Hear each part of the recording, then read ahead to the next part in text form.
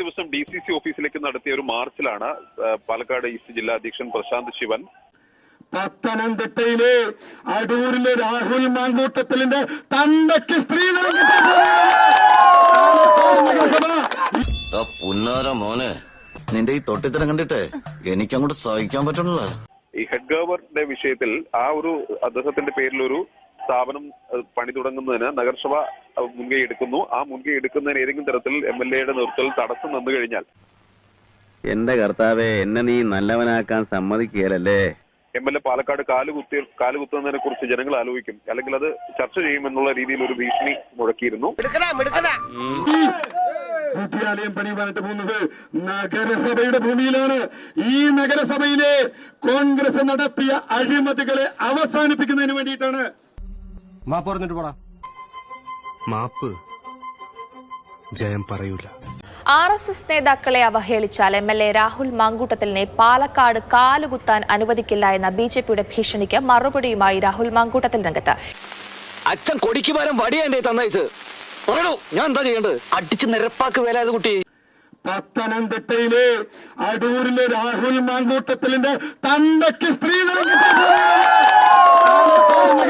അപ്പനാരെന്ന് ചോദിച്ചാൽ എനിക്ക് ചൂണ്ടിക്കാണിക്കാൻ ഒരു അലക്സാണ്ടർ ഉണ്ട്. ഒരൊറ്റ അലക്സാണ്ടറേ ഉള്ളു താനും. ആണു ഈ ലോകത്ത് ഒറ്റയ്ക്കാണെന്ന് ഒരു കുറിയവർക്കും വിചാരിക്കണ്ട. എന്റെ പൊന്നു എല്ലാം കൂടി എന്നോട് ക്ഷമിക്കണം, എന്നോട് മാപ്പാക്കണം. അച്ഛനെ നിന്ദിക്കണമെന്ന് കരുതിയല്ല. അല്ലാതെ അപ്പനെ ചോദിച്ചാൽ ചുറ്റുവട്ടത്തുള്ള ഒരുപാട് വർക്കിച്ചായന്മാരിൽ ആരെ ചൂണ്ടിക്കാണിക്കുമെന്നുള്ള കൺഫ്യൂഷൻ ഒന്നും എനിക്കുണ്ടാകാറില്ല. ഇപ്പോഴും താൻ പാലക്കാട് കാലുകുത്തിയാണ് നിൽക്കുന്നത്. എത്ര ഭീഷണിപ്പെടുത്തിയാലും RSSനെതിരെ പറയുമെന്നും രാഹുൽ മാങ്കൂട്ടത്തിൽ. തന്റെ തന്തയല്ല എന്റെ തന്ത. No, let's not delve into the details. ഇനി പറഞ്ഞാൽ എന്റെ ഈ നാവ് കൂടെ നാറും. വെല്ലുവിളി പറയുന്നത് പാലക്കാട് MLA കാലുകുത്താൻ അനുവദിക്കില്ല എന്നുള്ളതാണ്. ഇത്തരത്തിലുള്ള പരാമർശങ്ങൾ തുടർന്നാൽ ഗൂഗിൾ ചെയ്ത് പാലക്കാട് മുനിസിപ്പാലിറ്റിയാ നോക്കുമ്പോ ഞാൻ കാല് കുത്തിയിട്ടുണ്ടല്ലോ അല്ലേ. ഇത്രയേ വിലയുള്ളൂ, ഇനി ഇതിൽ കൂടുതൽ വിലയുണ്ടെങ്കിൽ അല്ലേ, കാണാമല്ലോ അല്ലേ. അപ്പൊ കാല് കുത്തി തന്നെയാണ് നിൽക്കുന്നത്. ഈ കാലുള്ളിടത്തോളം കാലം ഈ കാല് കുത്തി RSSനെതിരെ വർത്തമാനം പറഞ്ഞുകൊണ്ടിരിക്കും. കാര്യം ഞങ്ങൾ ആരുടെ മുഖത്ത് നോക്കി പറയും, പിന്നെ അല്ലാതെ. ഇനി അവരുടെ ഭീഷണി എന്താ? കാലെടുക്കുന്നല്ലേ. കാലെടുത്ത ഉള്ള ഉടല് കുത്തിയിട്ട് അവർക്കെതിരെ സംസാരിച്ചുകൊണ്ടിരിക്കും. സംസാരം നിർത്തണമെങ്കിൽ നാവറക്കേണ്ടി വരും. ഇതിലെന്തോ ചതിയുണ്ട് മുതലാളി. നാവറക്കിയാലും അവർക്കെതിരെ സംസാരിച്ചുകൊണ്ടേയിരിക്കും, പ്രവർത്തിച്ചുകൊണ്ടിരിക്കും. വരാൻ സമ്മതിക്കില്ല എന്നാണ് പറയുന്നത്. ട്രെയിന് വരാൻ ഈ പ്ലാറ്റ്ഫോം ടിക്കറ്റും റെയിൽവേ ടിക്കറ്റും ഒന്നും ഈ BJPയുടെ ജില്ലാ കമ്മിറ്റി ഓഫീസിൽ നല്ല കൊടുക്കുന്നേ.